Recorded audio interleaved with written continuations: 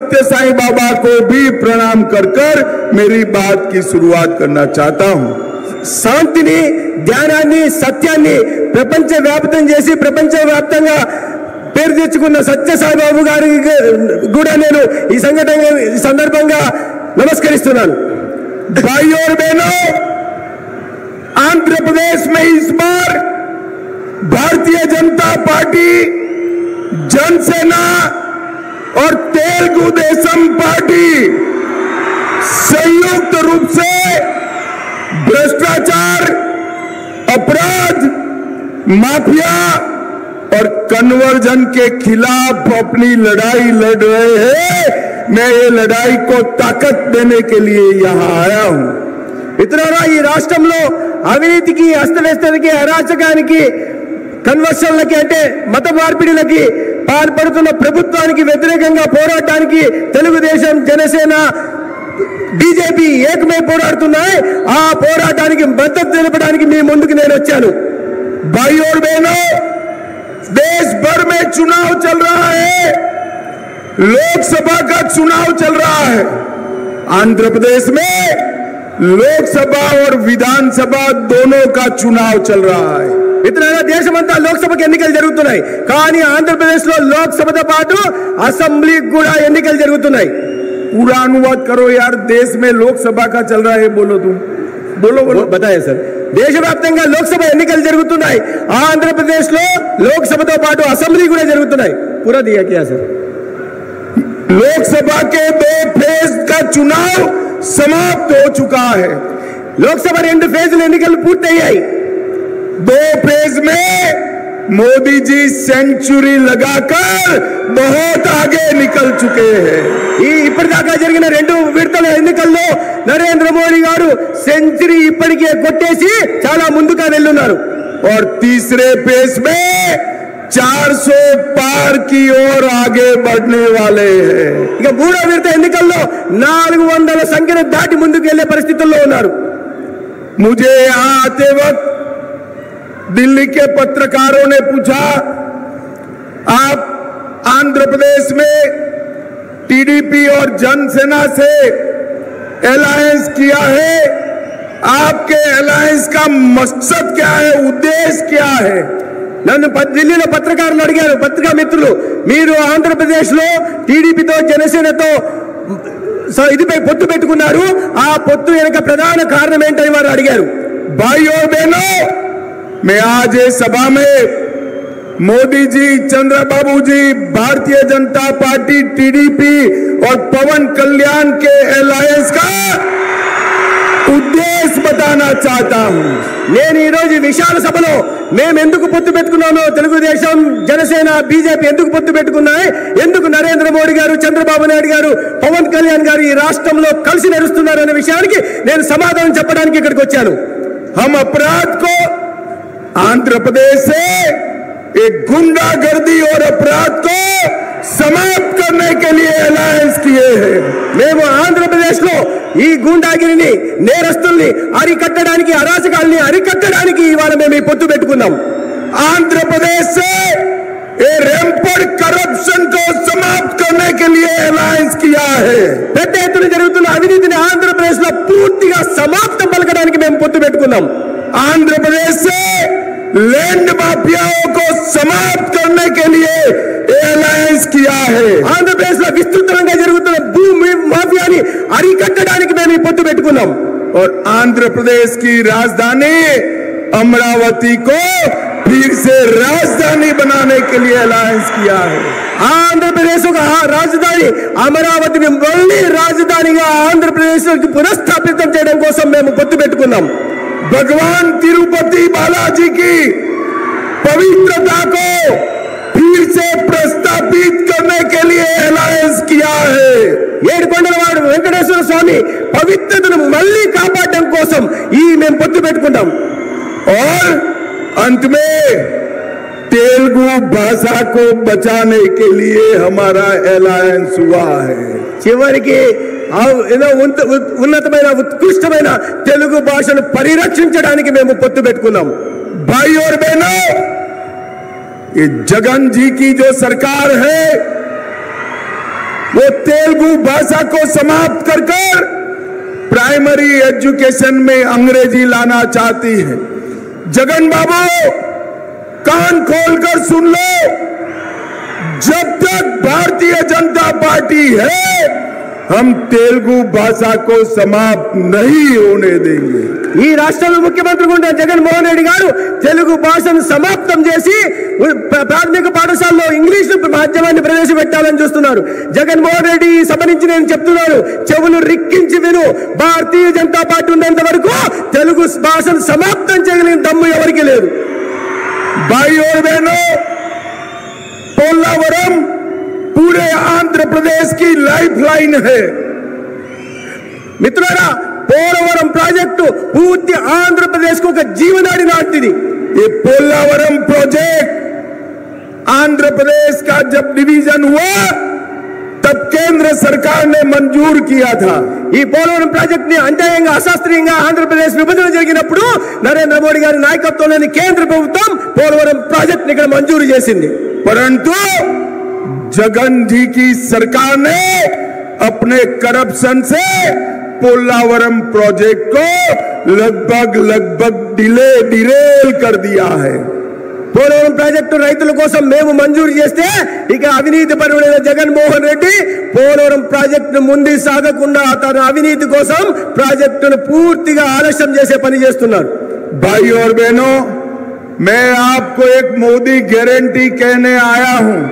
మిత్రులారా, నేను మీ అందరికీ ఒక మోడీ గారి గ్యారంటీ చెప్పడం కోసం ఇక్కడికి వచ్చాను. आप आंध्र प्रदेश में चंद्रबाबू जी की सरकार बना दीजिए, ऊपर नरेंद्र मोदी सरकार बना दीजिए। 2 ही साल में पोलावरम प्रोजेक्ट को हम समाप्त कर किसानों के खेत तक पानी पहुंचाएंगे। మిత్రులారా, ఈ సందర్భంగా మీ అందరికీ హామీ ఇవ్వదలుచుకున్నాను. ఈ రాష్ట్రంలో చంద్రబాబు నాయుడు గారి నాయకత్వంలో ప్రభుత్వం ఏర్పాటు చేయండి, కేంద్రంలో నరేంద్ర మోడీ గారి నాయకత్వంలో ప్రభుత్వం చేయండి. నేను ఇస్తున్న హామీ అంటే రాబోయే 2 సంవత్సరాల్లో పోలవరం ప్రాజెక్టును పూర్తి చేసి ప్రతి రైతుకు నీళ్ళు ఇచ్చే కార్యక్రమాన్ని తీసుకొస్తాం. भाई और बहनों, अभी ये इंडी अलायंस वाले घूमते हैं और कहते हैं कांग्रेस पार्टी को बहुमत दो, इंडी अलायंस को बहुमत दो।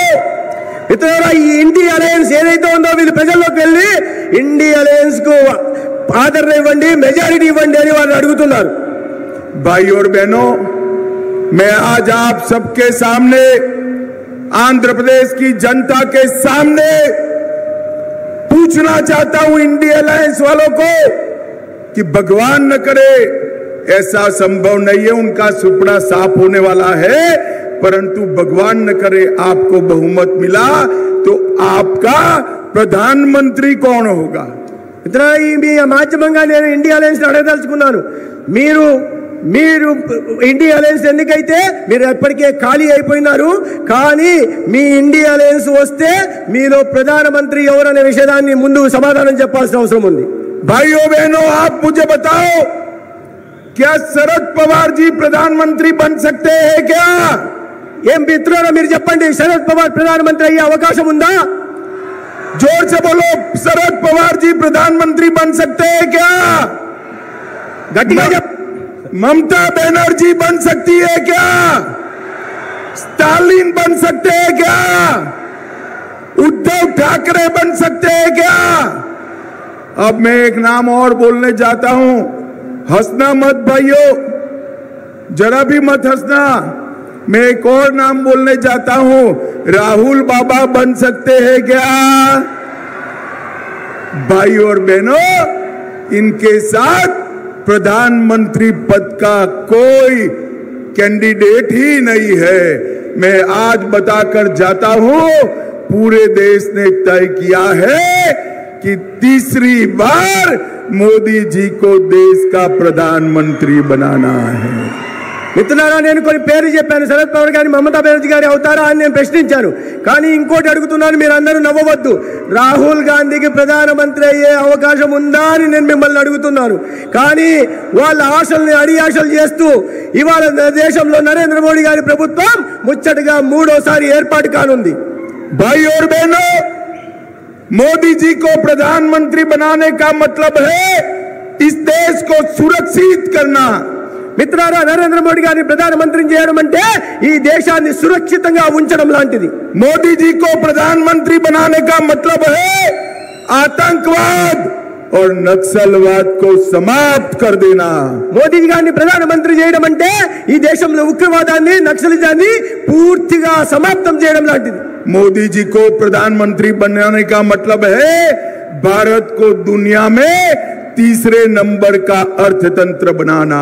మోడీ గారిని ప్రధానమంత్రిని చేయడం అంటే ఇవాళ విశ్వంలో భారత్ను మూడవ అతిపెద్ద ఆర్థిక వ్యవస్థగా నిలబెట్టడమే.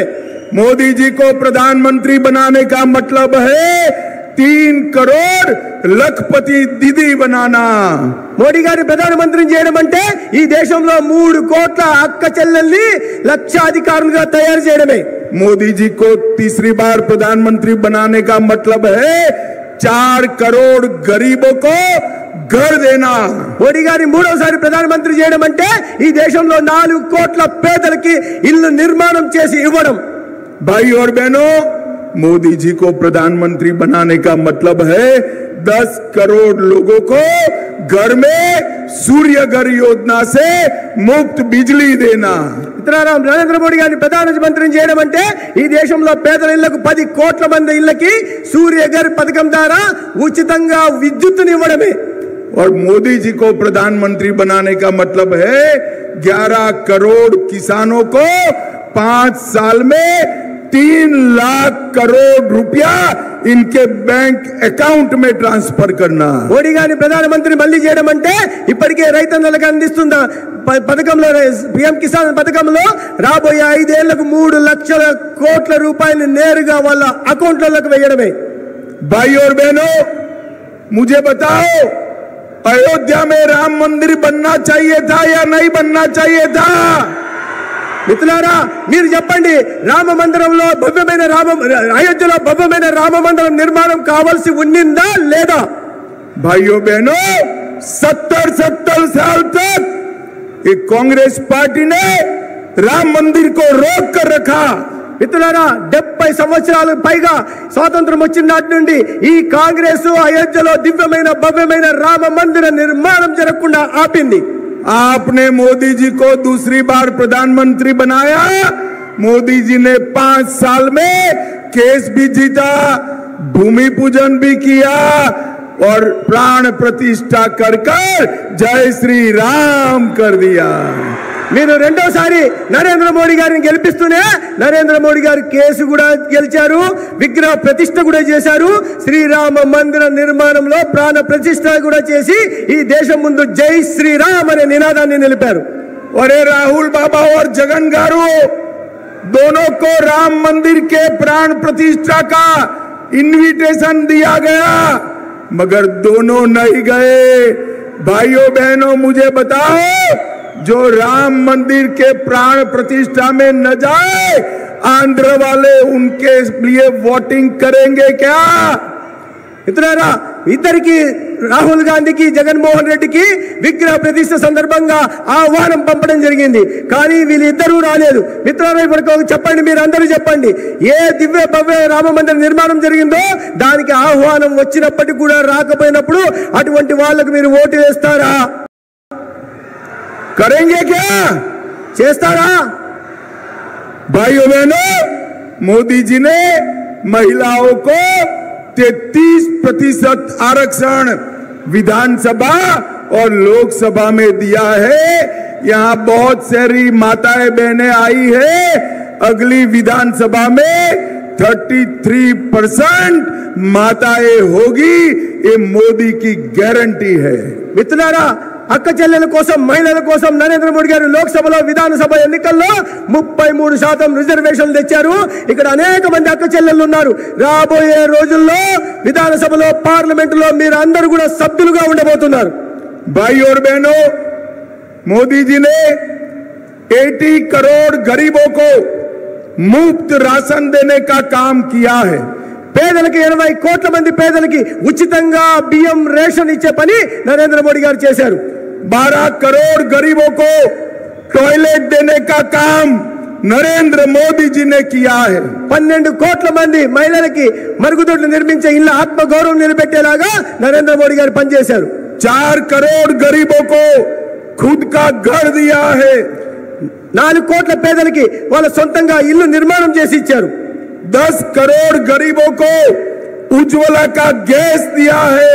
10 కోట్ల మహిళలకి ఉజ్వల గ్యాస్ సిలిండర్ లభించింది। 14 करोड़ लोगों को नल से जल देने का काम किया है। 14 కోట్ల మంది ఇళ్ళకి మంచినీటి ద్వారా కుళాయి ద్వారా పరిశుభ్రమైన నీళ్లు అందించే కార్యక్రమం చేపట్టారు। और 50 करोड़ लोगों को 5 लाख तक का पूरा स्वास्थ्य का खर्चा नरेंद्र मोदी जी ने दिया है। 50 కోట్ల పేదలకి 5 లక్షల రూపాయలతో ఆయుష్మాన్ భారత్ కింద పూర్తి వైద్య సౌకర్యం కల్పించే ప్రయత్నం నరేంద్ర మోడీ గారు మాత్రమే చేశారు। भाइयों बहनों, मुझे बताओ, कोरोना का वैक्सीनेशन आप सभी का दोनों डोज लगा है या नहीं लगा है? కరోనా వ్యాక్సిన్ మీ అందరికీ 2 డోసులు లభించిందా లేదా? लगा है या नहीं लगा है? भाई जिसको लगा है वो दोनों हाथ उठाइए जरा। ఎవరికైతే లభించిందో వాళ్ళు 2 చేతులు ఎత్తండి। उठाइए जरा, ఎత్తండి। 25 पैसा भी लिए बगैर मोदी जी ने 130 करोड़ लोगों को कोरोना का वैक्सीन देकर भारत को कोरोना से सुरक्षित करने का काम नरेंद्र मोदी जी ने किया। ఒక్క పావలా కూడా తీసుకోకుండా ఈ దేశంలోని 130 కోట్ల మందికి వ్యాక్సిన్ ఇవ్వడం ద్వారా కరోనా నుంచి ఈ దేశాన్ని రక్షించే కార్యక్రమాన్ని నరేంద్ర మోడీ గారు చేశారు। मैं आज आंध्र प्रदेश की जनता को कहने आया हूं, चंद्रबाबू जी संयुक्त आंध्र प्रदेश के मुख्यमंत्री रहे, तब आंध्र प्रदेश को टॉप पर ले गए थे। आंध्र के विभाजन के बाद भी यहां फाउंडेशन डाला, मगर जगन बाबू ने डेवलपमेंट की गाड़ी को पटरी पर से उतार दिया है। చంద్రబాబు నాయుడు గారు ఉమ్మడి ముఖ్యమంత్రిగా ఉన్నప్పుడు అభివృద్ధికి చిరునామాగా ఆంధ్రప్రదేశ్ లో నిలిపారు। దాని తర్వాత విభజన జరిగిన తర్వాత కూడా గట్టి పునాదులు వేసి ఆర్థిక వ్యవస్థను పటిష్టం చేస్తే తర్వాత ముఖ్యమంత్రి అయిన జగన్మోహన్ రెడ్డి ఈ అభివృద్ధి నుంచి దారి మళ్లించి రాష్ట్రాన్ని భ్రష్టు పట్టించారు। डेवलपमेंट जीरो है, इन्वेस्टमेंट टॉप है और अनएम्प्लॉयमेंट हाईएस्ट है। ఇన్వెస్ట్మెంట్ పూర్తిగా పెట్టుబడులు పూర్తిగా సున్నా అయింది, అవినీతి మాత్రం కొండంత అయ్యింది। और आंध्र प्रदेश पर 13,50,000 करोड़ का कर्ज डालने का काम एक जगन बाबू की सरकार ने किया है। ఆంధ్రప్రదేశ్ ప్రజల మీద 13,50,000 కోట్ల అప్పు తీసుకొచ్చి మన తల మీద భారం మోపే పని ఇవాళ జగన్మోహన్ రెడ్డి చేశారు। इंफ्रास्ट्रक्चर के प्रोजेक्ट रुके हुए हैं और लैंड माफिया की इंडस्ट्री फुल फ्लेज चल रही है। ఒకవైపు మౌలిక సదుపాయాలు పూర్తిగా గాలికి వదిలేశారు, కానీ భూమాఫియాలు మాత్రం పేట్రేగిపోతున్నాయి। भाई और बहनों, ये वादा खिलाफ है कि जगन सरकार है, वादा खिलाफी। ఆయన మాట ఇచ్చున్నాడు, జగన్మోహన్ రెడ్డి మాట ఇచ్చున్నాడు। उन्होंने कहा था शराब पर प्रतिबंध लगाएंगे, मैं पूछने आया हूं लगाया क्या? उल्टा शराब की सिंडिकेट आपने चालू कर दी। జగన్మోహన్ రెడ్డి హామీ ఇచ్చాడు, నేను మద్య నిషేధం తెస్తానని, మిమ్మల్ని నేను అడగదలుచుకున్నాను। ఆయన మద్య నిషేధం తెచ్చాడా? తేకపోగా పైగా మద్యం సిండికేట్ ను తప్పించి అవినీతికి పాల్పడుతున్నాడు। आरोग्यश्री योजना तो चालू कर दी, मगर पेमेंट नहीं होता है, तो सारे लोगों ने आरोग्यश्री के पेशेंट को हॉस्पिटल में लेने से मना कर दिया। ఆరోగ్యశ్రీ ఆర్భాటంగా ప్రారంభమైతే చేశాడు, కానీ ఒక్క పైసా నిధులు ఇవ్వలేని కారణంగా పేదలు ఆసుపత్రికి వెళ్తే ఏ ఆసుపత్రి కూడా అడ్మిషన్ ఇచ్చే పరిస్థితి ఈ రాష్ట్రంలో కనిపించడం లేదు। भाइयों बहनों, जगन बाबू ने रायलसीमा को इग्नोर किया है। मैं आपको कहने आया हूं, मोदी जी और चंद्रबाबू जी को जिता दीजिए। सिर्फ पोल्लावरम नहीं, हांड्री, नीवास, सुजला, श्रवथी, बेलीगोंडा और वारिका, ये सभी इरिगेशन स्कीम को हम पूरा करेंगे। జగన్మోహన్ రెడ్డి రాయలసీమలోని పెండింగ్ ప్రాజెక్టులను పూర్తిగా నిర్లక్ష్యం చేశాడు. ఒక అవకాశం ఏంటి, కేంద్రంలో నరేంద్ర మోడీ గారి ప్రభుత్వం, రాష్ట్రంలో చంద్రబాబు నాయుడు గారి ప్రభుత్వం వచ్చిన తర్వాత ప్రతి పెండింగ్ ప్రాజెక్టు పూర్తి చేయడమే కాకుండా అందరి నీవా సుజల స్రవంతిని కూడా పూర్తి చేసి ఈ ప్రాంతానికి సస్యశ్యామలం చేస్తాం. भाई और बहनों, मैं यहां से तेलंगाना जा रहा हूं. तेलंगाना में वहां पर भी कमल का फूल खिलने वाला है.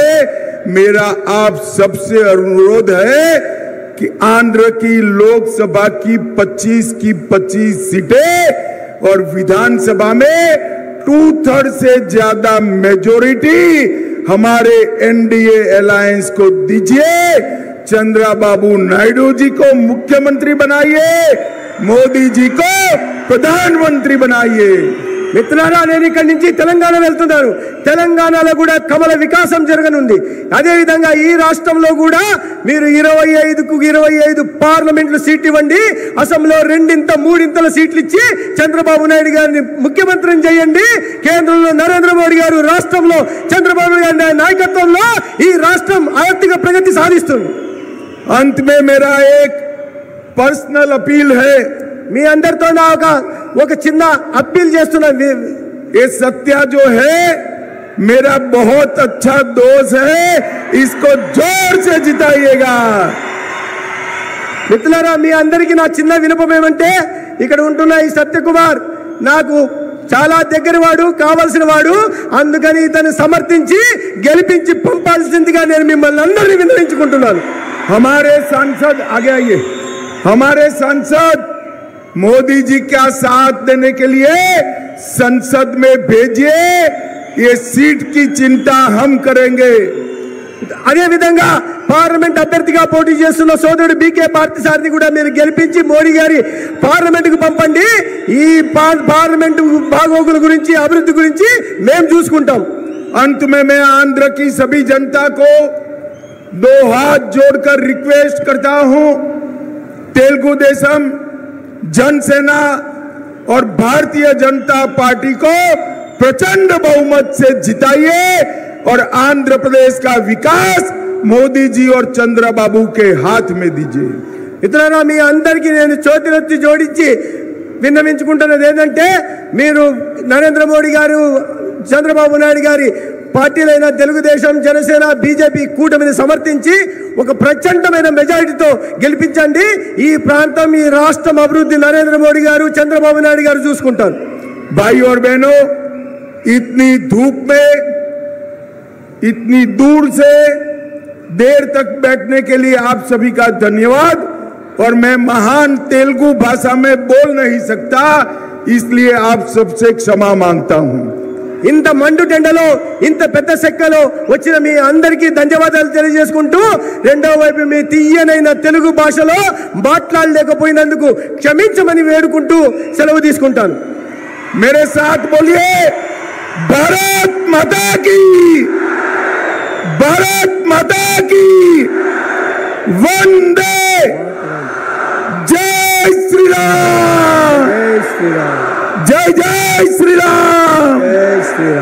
भाइयों बहनों, मुझे लेट हो रहा है, मैं यहां से निकलूंगा. हमारे नेता चंद्रबाबू जी अभी